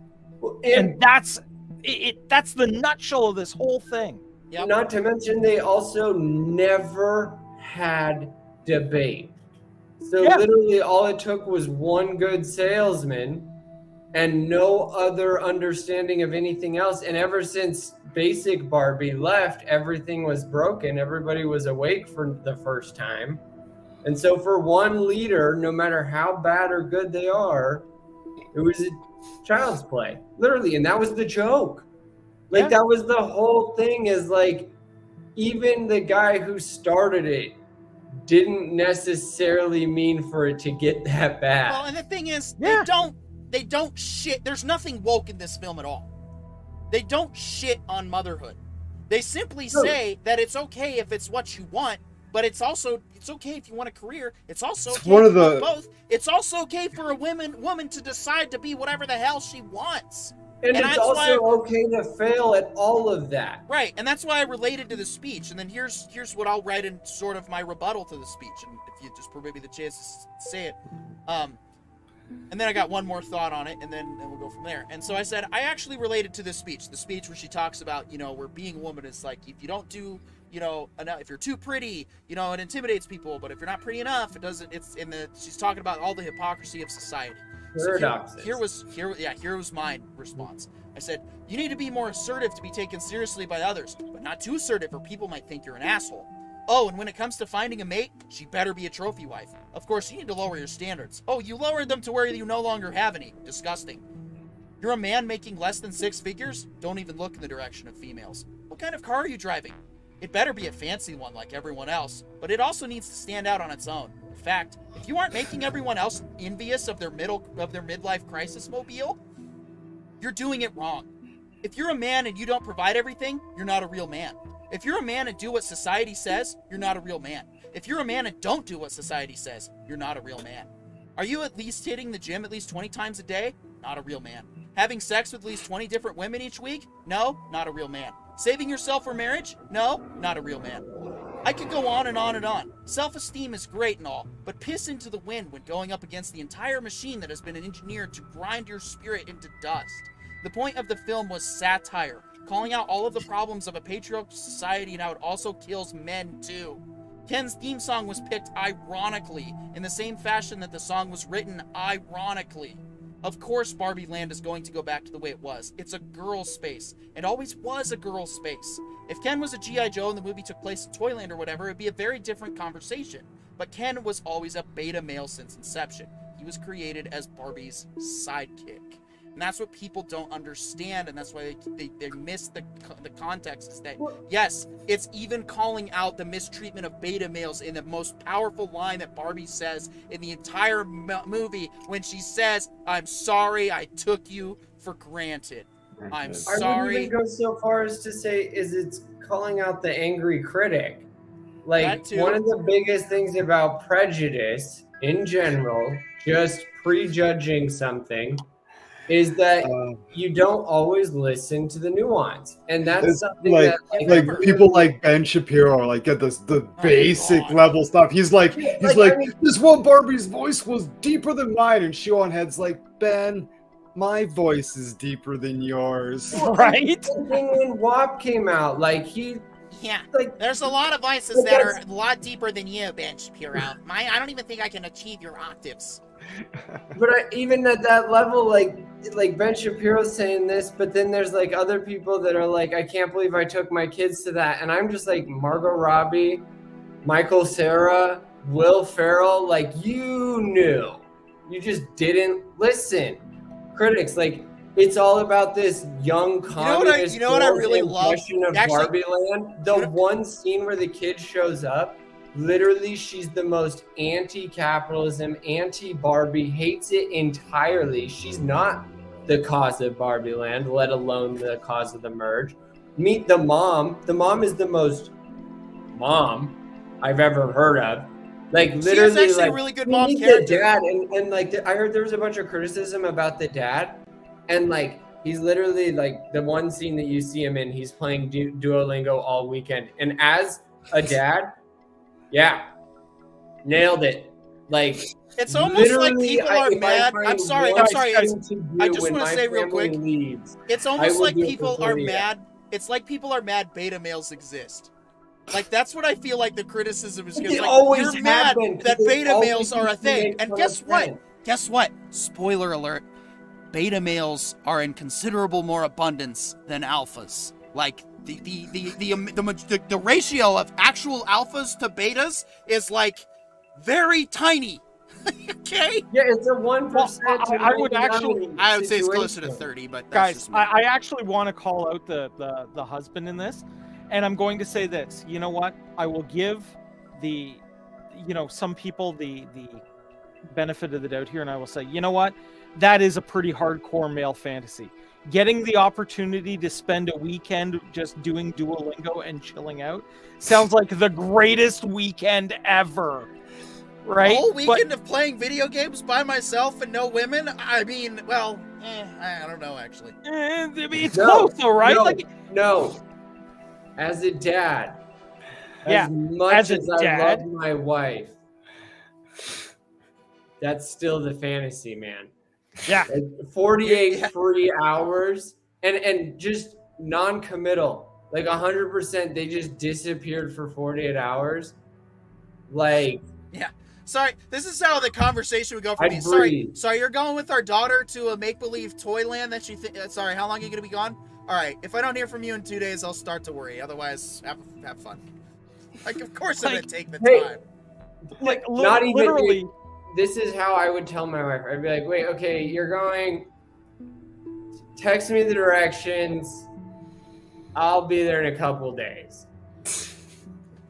Literally, what would happen with my wife and I Trust me. would be, okay, you realize now that you're out for 48 hours, I'm going to have the guys over and we're going to be playing some sort of tabletop game. I'm going to call it WigCon, as in Wife is Gone Con. And and just just send me your location on WhatsApp and I'll keep track and make sure you're still alive. But if you're giving me 48 Honey, what hours does that off, stand for? I'll take it. World in For Games. people to call him beta, the only time I thought he was kind of beta was when this new just random adult is sitting in the car next to his child because she's like getting a job offer because they met in imaginary land where my wife probably did shrooms against my child's will. Like, that's my only guess. Like, I trust her to not have done that, and I wholeheartedly would never say she did that, even if that's exactly what I found out she did. But I think it the whole time, forever, and then meeting just a random person that supposedly came from this shroom trip. But then at the very end, for her to go to this office and be like, I'm here for my appointment. And you're like, damn, dude, literally just showing off white privilege. She's getting a really nice job right out the gate, it looks like. I don't think that was a job. I think that was a medical gynecologist. And you're like, woman. Yeah. I laughed so hard. Like, I was like, that is the best way to end it. Like, what is the number one thing all women have in common? Gynecologist visit after 13. Like, it's a part of life. Yeah, dude, it's like after 30, the prostate exam. None of us like it. We don't want to talk about it, but we got to go do it. The first thing that went through my mind when she was turned human was, I was like, oh God, she's gonna have a slew of whole other problems that she's never had to deal with in her life. She's gonna have a front piece now. It's not gonna be shiny. She's gonna have cramps. She's gonna have all sorts of stuff. And then what do? They go to the gynecologist. Yeah, I don't know. I thought that was a Right at the brilliant beginning. Yeah. I thought that was a brilliant piece that they did. I thought it was more even more accented because they did make the joke that these dolls are effectively without how shall I put it, attributes, shall we say? Yeah. And let's be honest. Let's be realistic. Let's really tell ourselves, like, if any of your childhood toys came to life and dragged you out on an adventure, are you seriously going to tell me with a straight face you wouldn't, like, totally go for that? Like, that was the part that really got to. I know they're impossible to find, but they're very thin and they do exist. But it did find a piece of a heartstring that I don't think is attached anymore. And I was like, oh, that is so awesome. Like, you get to go on an adventure with your childhood toy. This is like Lego Movie. As an adult, though, like, As you're an still adult, worthy. Like that's why I love the Transformers That was the movies. greatest thing ever to me. Was like, who was worthy? Not the child. She wasn't. Why do She I was get a- nostalgia like a for Star Wars smart-ass Episode brat. 2? Because, John, that's when we dressed up in costume and pretended to be our favorite Jedi. It was like we were, being with our favorite Jedis. Well, And out That's on always been the adventure. best thing about like Toy Story and Star Wars is like we got to grow up with these characters, and as we've gotten older, literally we have their entire lives for us to compare ourselves against as we get older. Here's what I would Watch say. I'll take what your premise and I'll go with this. Transformers, sure. G.I. Joe, definitely. Something like Thundercats, hell yeah. Warhammer 40K, I'm good. No. Yeah. No. Just no. I'm good. Sorry, which of my Star Trek toys? STO? Yeah. Right? I don't know, man. The mini skirts? Tron is awesome in that essence. So it's like I would have to go. I don't know. I kind of would rather live in SWOTOR than STO. Like, if I could have my ships from STO and SWOTOR, that's my perfect universe. But Well, to me, it's not so much about like getting to go and like live. It's more in terms of like who was the one that went on the actual hero's journey, in terms of like the other hero that was struggling. It was the mom. Yeah. And what was the mom struggling with? The same thing every mom ever struggles with. Their child is growing up, growing independent, and they're being shitty about it.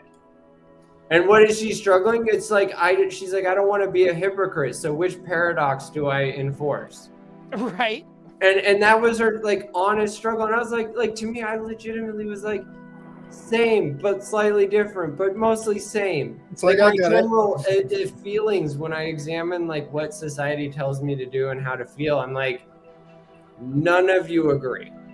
No, like not a single person, even in any independent group, independent tribe, like whatever you're in, like if you guys start listing out the things you all believe, 3 things in, you're going to disagree. Yep. Immediately. Absolutely. So yeah, my takeaway from the Barbie movie was, ladies, figure out what makes you happy and I guess go after it, and be respectful to men. Wait, what? And men, be respectful to women. Let's find a balance point between the genders, because no one of them should be in control of everything. Hell no. And I am okay. communication is I am key. just fine with the population being a majority female, but leadership is a team sport. Well, and communication is key. The biggest thing that happened when Barbie and Ken admitted their actual feelings was they both came to the realization they're both kind of just bored of the monotony. And if they had just talked about it, they could have actually known where each other stood in each other's lives. And there might not And have it been would any have need freed for up a movie. everything. And that would have been Exactly. boring. But anyway, That's how we are easy now it winding is. down to the last 30 minutes of our show, and we need to plow through 2 episodes of That Is Not DS9. Let's work there we on go. the Deep Space Nine anyway. Here we go. All right. Family business. Get a little break from the Star Trek Deep Space Nine to do a little bit of fun Space Nine. Yeah. Or I guess for our sake, because it's our 69th episode, Deep 6-9. Haha. Quark and Rom are in a panic when the Ferengi Liquidator posts a writ of accountability on the bar's walls. It's only after a couple of bribes that Quark finds out what they're being charged with. They're held accountable for criminal activities of their mother, Ishka. Apparently, she's been wearing clothes and earning profits, both strictly forbidden for Ferengi women. Quark is required by law to convince her to sign a confession and reveal her accomplishments. Failure will result in her being placed into servitude, and Quark will have to make restitution for her crimes, a prospect he doesn't fancy. Meanwhile, Jake tells his father the freighter captain Cassidy Yates is back on the station. He really wants them both to meet and wants to arrange dinner. Cisco wants to take it easy and do things his own way. Hey, there's a Frank Sinatra song for that. How many people did Jake tell about this? Everybody. I believe there were 2 Everyone ensigns on. knows. Yeah. I believe there were 2 ensigns stationed on one of the lower pylons who knew nothing about it. Yeah, it really weirded me out when I was actually doing a rewatch of this while I was stationed in Key West and realized that I was basically living in the closest to a real-life equivalent. Like, when I found out what the Coast Guard did, like, the captain of the port actually does have control of the entire port, and I was just like, oh, I'm at DS9 now. This is awesome. And it was. But yeah, it's a fun episode. It builds up the Ferengi lore a bit and really shows what a society would look like if the Kens had changed the Constitution. Oh yeah, You know what? It's actually the first time we actually see the Ferengi homeworld anywhere, anytime. That's true. And it's basically Seattle, but worse. Well, I guess it depends on how much you like rain. But yeah, I both do and don't. I mean, if I'm in Key West, of course, the rain's great, especially on a hot day. The rain blows through, you're like, oh, thank God. And then, it goes away and you want it back. Whereas here, well, in the middle of spring or fall and the rain comes and it's like blowing off the mountains and you're like, it's cold. It's like little ice. Yeah, and your state flower is turning into mildew. Yeah. Exactly. No, look, honestly, one of the things I love about this episode is we get a lot of... Look, anytime you put the main Ferengi stars in the same room and just let them chew on scenery, it's going to be worthwhile. And You know, Jeffrey Combs. yeah, like honestly, put Armin Shimmerman, Jeffrey Combs, and Matt Grodenchik. yeah, and Matt Grodenchik in the same room together and just let them at each other. Max. Yeah, or Max, and it just Max let them at Grodenchik. each All other. right. We're getting ahead of ourselves. Awesome. We need to let the noob respond first. The whole reason we're here. Go for it. So, DS noob, go ahead. For me, I thought this was fun because it, like we talked just earlier about how Star Trek deals with the awkward and like the, you know, the heavier situations. And you know, what's the heaviest situation than intentionally wanting your mother to be naked? Yeah, that was so weird. There's something that Right, was I early skipped that scene this stated time because Well, I didn't want to do ever it see it just again. for you. It's like, It oh was- my word. early stated in season 1 that no Ferengi woman wears clothes. No. And Hey, at least you obviously we remembered. were going to meet his mom. And, you know, for them to just embrace it. Yeah, Like, look, that's acting. Honestly, that is, like, I've been on the internet, so I've seen some things where moms and children act a little bit frisky. But to do God, it are we about to on reference the public infamous television? Reddit post about the broken arms? Because I'd rather no, we didn't. no, we are not. Okay. We are not discussing that. No, I was more just talking in the sense of, like, to do I that mean, that's where this on episode was national headed. Let's be real. television, and it now be just on the internet streaming, and to act intentionally like that's what everybody just does where you're from. See, I kind It of was well done. It's very fun. I just thought it was a very funny episode. I thought it was so corny, and I love that they actually just play into it. Like, to me, I think that's one of the funniest things about future space exploration and meeting other aliens. Like, we're gonna find some awkward traditions, Oh yeah. and instead, like, I hope we're not I hostile. haven't seen Like, that. I hope there's a new AFV. I skipped where that it's just scene, like, but it's so uncomfortable that I remember what makes it, like, especially uncomfortable. First of all, Quark leaves the room, and then Rom starts getting uncomfortable that he's in the room alone with his mom, and she's clothed. And that's just what sells it even further. And I'm just Well, like, okay, but allow me, if you will, to put it into a different context. Imagine instead if this was all humans, the scene would have gone this way: Mom is a hippie nudist, and Max is asking her to put on, Rom is asking her to put on clothes, right? Because it's making him uncomfortable for her to be naked, even though he's completely willing to defend her right to do so. no, I believe in the No, see, I Ferengi think that's what progression. makes it Yeah, the I'm a Ferengi funniest. progressive. The women need to put on clothes, especially after a certain age. Just saying. I think that's the funniest part, is Nah, that they I'm lying. fully Ron White was embrace right. it, and they do it with the old Yeah. lady, not a young Ferengi woman, an old lady. Yeah, like they don't do it with the hot young Quark's Ferengi. mom. Yeah, Like, Quark's mom it's is a supermodel. literally like Stifler's mom, but Quark's no. mom. I could see something to be attracted with Stifler's mom. This is far worse. This is Margaret Thatcher level Oh disturbing. God, you went there. Ah. I'm a writer, you fuck. I can see that shit. I absolutely know. That's why I wasn't going to say Hillary Clinton. Ah. Theresa May. That's, I hate this show. It's your show, dude. No, feel it's like not this- my show. It's That- ours. I've made it I clear. did, Just I because did, I'm I did. Atlas and I hold the show up on my shoulders and will remind you of that fact often, does not mean it's mine. Well, to me, that's the thing that's what makes Star Trek Star Trek. Yes, Is as that Dahlia was even saying though, earlier. like, it committed to the bit in the nature and tone of the universe, and so it wasn't a bit. Like, yes, outside looking in, that is the funniest bit you've ever seen, right?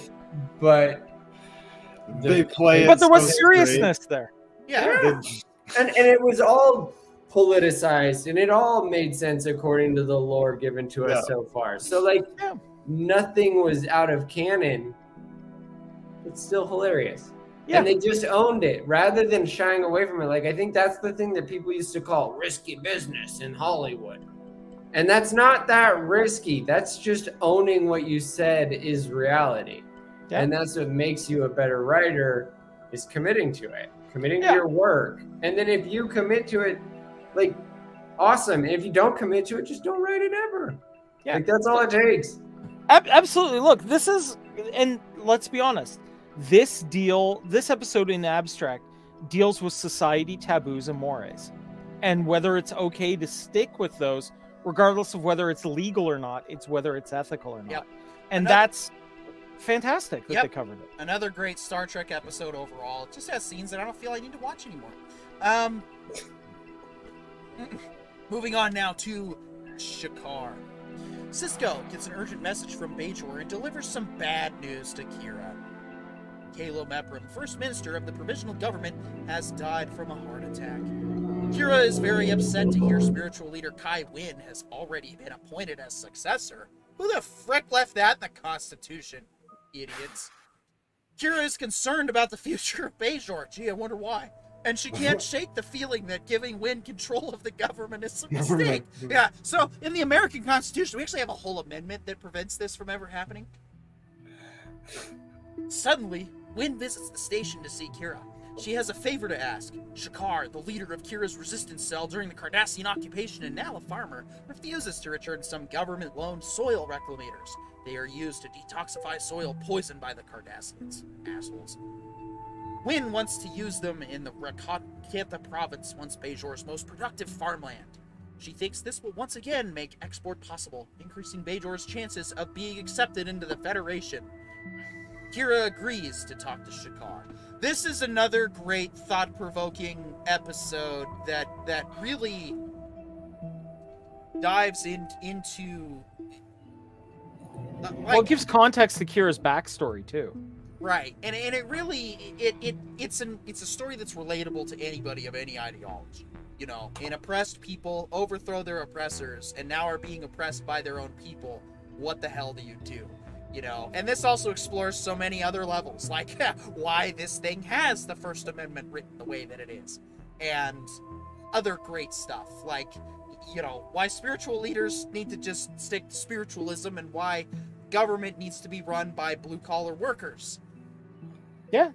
Shakar's like, we're just trying to feed our people, and you guys are talking about exports. Like, that's why I would have voted for somebody like that.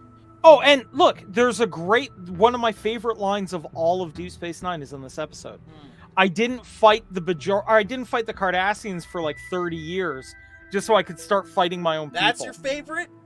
Mine, that's one of them. One of them? Yeah, mine. Oh, what do you think mine is? Just hit it. No. No? That's a really good one. Very powerful and poignant. But I don't feel it's as powerful as the one Odo utters, because what Odo says is the one about where the price of giving people the power paradox to choose of freedom. Yeah, the price is Odo. It has been my observation that when you give people the right to choose, it means they have the right to make the wrong choice. And you have to learn, and you know, that line is not just about calming yourself down when you're a political party. I mean, we'll just let's be honest. In America, our political system is a bunch of bullshit. Whether it be justice, whether it be everything. We need to repeal some shit. We need to clean some house. And we need to get back to the way things are supposed to be. Because the way things that are supposed to be is that it's okay to be passionate about candidates, especially if you know them and you actually believe in them. But when your candidate loses, your reaction should be nothing more than, oh well. All right. Local government's where it's at. That's where the real changes happen. That is very true. Correct. True. And that's what we see. I understand, like, voting for your team and, like, you know, having a bummer feeling like when your team loses the Super Bowl.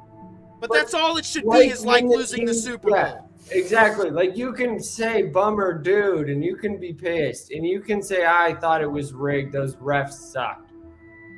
But like, hey, like storming the castle, like it was very like it's been blown so out of proportion in terms of like at the event people were like the police are just kind of letting all this crowd in. But then afterwards they were like it was like we were being flooded by crazies.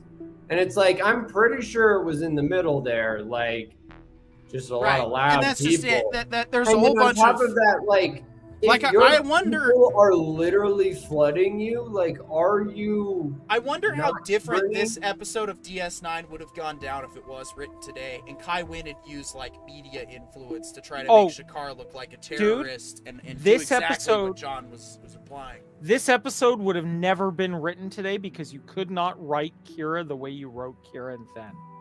Because at the time, the Mujahideen were still our friends. And let's be honest, the Bajoran resistance movement looks an awful lot like the Taliban if you don't squint. Yeah. I also like how in a vast galaxy in Star Trek with many species and planets, every single world just happens to look like Southern California. Could be worse. It could be the Stargate universe and everywhere looks like a Vancouver rainforest. Yeah, Vancouver's trash. We all know that. Did you see an iceberg pulled up to Canada recently? That was fun. Yeah. You just wake up one day and there's a wall of ice at your door. Actually, I more or less had that happen one day. Actually, when we were in the Vigor shipyard in Seattle, we had a cruise ship that pulled up overnight. One day we walk out and suddenly our sky is replaced by a wall of metal. Yeah. Anyway. Dude, welcome to Canada. You can go, listen, and Scogli will attest to this. You can go to sleep and you're like, I needed to crank the AC to freaking max. And then you wake up in the morning, 6 feet of snow. And then by afternoon, all gone. You're back down to beachwear. No, this episode has a lot of thought-provoking and while keeping it very exciting. Like, this is one of those issues where you're like, you don't want the tension to boil out of control. And then it resolves in, like, the most Star Trek way possible, where it's all, he's going to run for president and you're going to do nothing about it. And it's like, well, but you can't. The Constitution doesn't allow you. We have all the guns in support of Shakar. Your days are numbered. Start packing. And that's right, and that's the other thing. They say your days are numbered. They don't depose her. They don't dethrone her. They acknowledge the fact that you are legally the person that's going to occupy the office until the election. But discount Michael Douglas. No, he's going to be the ruler of Bajor now. So. Yeah, and for the record, the guy who was playing Discount, I don't know who Discount Michael Douglas, the actor, actually was. I simply love referring to him as Discount Michael Douglas, but he is absolutely fantastic in this episode and did a great job playing a resistance leader that's retired. Yeah. Duncan plays a perfect, retired terrorist, for lack of a better term.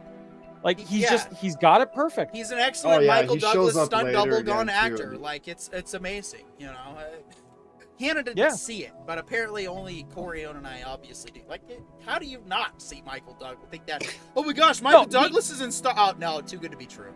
No, he's Michael Douglas if you order him off Wish. Which doesn't make any sense. Well, I don't know. Is that Thank true? you. That was the comparison I was trying to make last night. It's like we've got Michael Douglas at home. Michael Douglas, if you order him on Wish, but no, seriously, Michael Douglas is not actually that the dude's been in a lot of crap. He could have actually been in DS9 with how much crap he's been in. Let's get Michael Douglas in Star Trek, and let's bring back this guy. Is he still alive? I have to look that up. Didn't he do a voice acting in Archer? He might have. Michael Douglas? Probably. Yeah, I'm pretty sure. He's in season 13. Yeah. Duncan Rhaegar, though, I think we can bring him back. We should put him in Star Trek too. Why not? He was really good in this episode, and I think he might be good in other episodes if we see him again. Yep. No, look, honestly, this was a fantastic episode that did everything right. It dealt with a very dark topic because, let's be honest, Bajoran politics is not like a happy, fluffy, everyone sit down and discuss their feelings and work out mutual satisfaction kind of government, right? This is a government that is just getting, that is finding its feet after brutal occupation for years. It's going to make missteps. It's going to get messy. It's being run by a bunch of, for lack of a better term, former terrorists that are like, wait, now we're in charge? We've spent our entire life fighting against the man. Now we are the man? Now we are, yeah. You either die a hero or live long enough to see yourself become the villain. Become the villain. Yep. So, no, I mean, it's fantastic for doing that. And, yes, it has a great deep space, like it has an excellent Star Trek kind of ending, but I'm so glad it ended with a Star Trek kind of ending, because this could have very easily been a Civil War arc, and that would have not been ideal, I don't think. Well, to me, like, this is where, like, the Star Trek more, like, maturity shows up for once. Again, I should say, again, in the sense that, like, this is how you deal with tyranny that's not overt. Like, you just call it out, prove it, and then you walk it out. You don't have to kill every tyrant, because in a lot of cases, especially like in modern society, as we have gotten better at not killing each other, like, tyrants are just people that have been in charge and nobody's ever questioned them. Like, if you're the leader that always needs yes men, you're a tyrant. Like, there is no other way to explain it other than, like, you have total control over everything, and that is tyranny.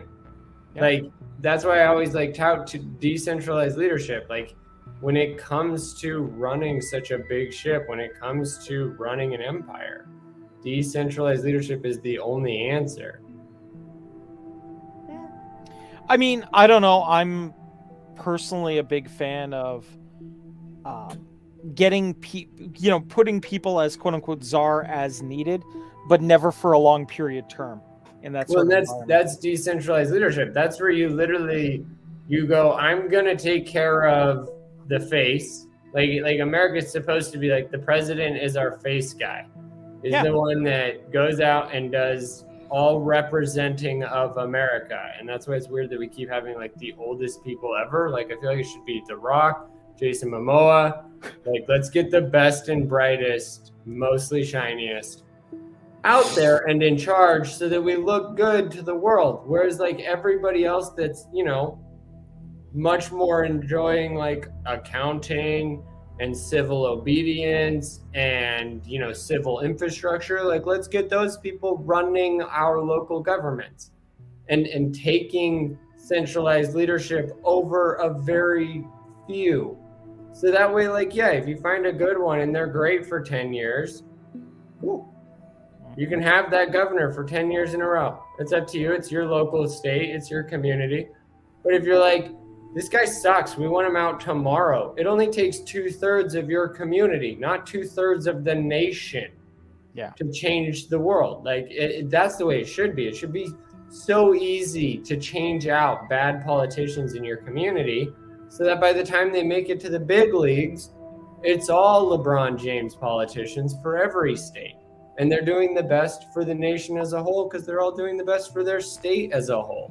And if all 50 states are at 50 perfection, then we're winning. But if we're, you know, hoping that LA and New York and Texas can figure it out for us, can bring it home for Utah. Like, well, dude, one of my biggest complaints nowadays is that, like, I keep hearing about a lot about like renewable energy and climate change and all that stuff. And like California is like, every other state west of us or east of us just sucks. And I found out that like Idaho, unlike literally most states in the entire world, and by state I mean countries, we're 94% renewable and self-sustaining, like all internal energy. And so for like other states to be like, America just doesn't get it, and all those rural Americans just don't get it. It's like, dude, you are literally judging us based off of your version of our cover. Like, dude, for all of Texas's love of oil, they have an awful lot of solar panels and wind farms. Yeah. Like, it's the funniest thing is that it's like, it's all propaganda. And that's more to this point is like, when everybody is just trying to sell their product, be it wind farms or oil or solar or nuclear, like, it's all sales. So let's call out the bad salesmen. Let's call out the liars. And you know what we'll do? We'll get better salesmen that have better information and that can sell us with, you know, the facts. And hopefully not a space Karen. Job. Yeah. What's that? And hopefully not a space Karen. Yeah, seriously. Like, we don't need a space Karen. We don't need a nanny. We don't need more parents in charge of parents. We just need people that are willing to, take the brunt.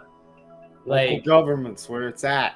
Yes. Yeah. Support your local government. Join your local government. Yeah, everybody's so wound up about the control. federal thing, but it's like, do you even know who your own mayor is? Like, And No, did you I vote don't, for and I don't them? care. Like when I worked in the restaurant, the mayor came in and everyone's like, "Oh my God, it's the mayor," and I'm like, "So, it's a public servant. I don't give a shit." He was actually very nice and he was actually genuine. It was interesting. I mean, we live in a really small town, so we have a local little thing that says musings of the mayor that they post on our local Facebook page. I mean, we're that kind of town, but yeah, it's just kind of To me, I think like in especially in the case of Parker's sentiment is like your sentiment towards the mayor should only be that, like, if you remember him being a bully in high school. The fact that you don't care at all means that, like, he hasn't done anything to leave an actual impression past introducing himself. And that, like, I mean, if you're going to be a politician and, you're going to try to win the people over, like, go back to sales. You literally have the house for hosting random events. Like, being the mayor, being in charge of the public parks, like, making people's lives better is not only, like, the best way to run a town and maintain office, it's also fun. Like, you're not in charge of education. You don't have to teach any kids at your events. You can just organize a festival where everybody gets a free soda.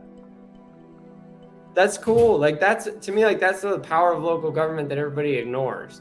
Yeah. Like, it's almost always taxes and speed limits. And it's like, yeah, but what about, like, why isn't our city having any kind of tradition? Yeah, We can make them all up, and we like should. all local government officials that are watching the show, and I know you are. I'm just saying this: rib fests everywhere.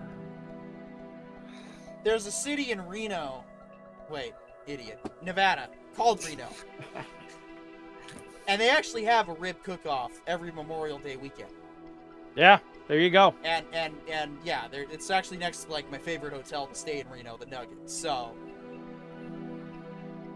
if you want to, there's your template. well, I'm saying Corleone. If you want to, we can go crash, the Nugget and crash. I've actually got rib cook-off. we actually do have an Oshawa Rib Fest coming up here this month. Oh. And they have, 25 different ribbers they bring in. Oh, some of the people and have a though, competition. That, like, I don't care about the pork products personally. The ribs aren't for me, but oh my gosh, some of the pulled chicken. Oh yeah, no, they do a beef brisket Oh, done here as an offering. oh, I love me some red meat and peanut. Yeah. I want to thank everybody for watching, because we are coming down to the last couple minutes of our show. I want to thank whether you lurked, whether you commented, whether you shared this, watched in the replay, watched on our podcast, which I need to catch up on at some point. So do you, John. We need to be better. We suck at this life right now. Yeah, we do appreciate it. So, Dawn, Rangers Power, good to see you. Dahlia Lightwood, Orville Disney Nation. Sheepherder. Huh? Orville Nation popped in too. Orville Orville Nation popped in. Sarge, Captain Infinity was here. I gotta get to my ship soon in a second. And right, as I said, after this, I will be joining the crew of Super Gamecraft on board a lovely expedition in the Sea of Thieves. So if you want to keep watching me ramble on about stuff and get more drunk, that's the place to be. Otherwise, I want to thank all of our supporters, our listeners, our fantastic 344 subscribers. We don't buy subscriptions. We don't do any of the stuff that other channels try to do to succeed that we feel is, kind of dishonest. Just to jump in, happy 69. Nice. Yeah. Tonight was our 69th episode, everybody, and we got to talk about Barbie dolls and Star Trek and spaceships, and it was great. It was great.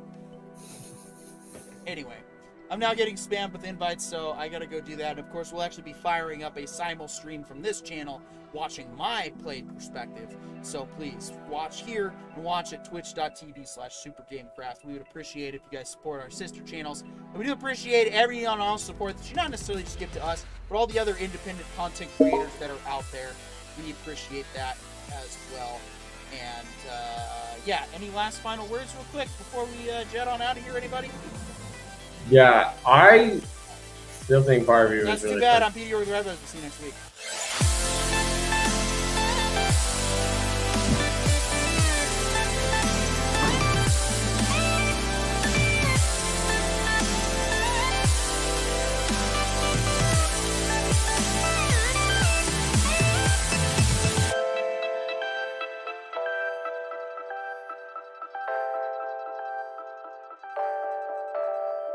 This has been a presentation of the Writer Brothers Tuesday Night Live Show. The Writer Brothers, restoring respect in the discourse.